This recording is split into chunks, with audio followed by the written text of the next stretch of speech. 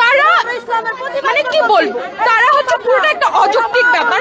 Even আমরা তাদের থেকে কি শিখছি, তারা একটা বড়দেরকে রেসপেক্ট করতে জানে না। তারা যেখানে একজন বড়, তাদের আমরা ছোটবেলা থেকে কি শিখছি যে যখন ছোটরা ভুল করবে বড়রা শুধরিয়ে দিবে, সে জায়গায় তারা একজন বড়কে অসম্মান করছে। দেন তারা স্বরাষ্ট্র উপদেষ্টার ছবি পুড়িয়ে দিচ্ছে কেন? তাদের এই অযুক্তিবাদী কথাটা মেনে না যাওয়ার জন্য।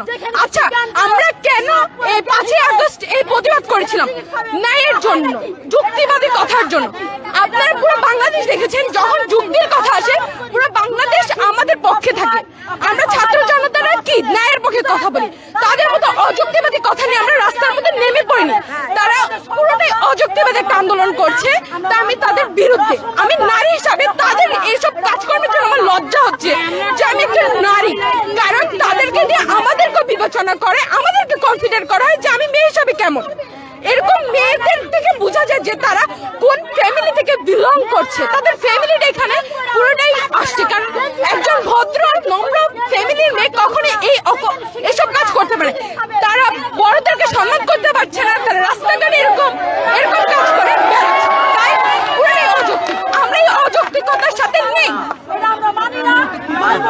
আমরা মূলত চাই ওপেন স্পেসে সিগারেট খাওয়া যাবে না, সেটা নারী হোক পুরুষ হোক, কারণ আমরা জানি এটা পরিবেশের জন্য ক্ষতিকর, সবকিছুর জন্য। আমাদের ছোট আমার বোন, ও কি শিখছে, আমি কি শিখবো? আমরা কি শিখছি এগুলো থেকে?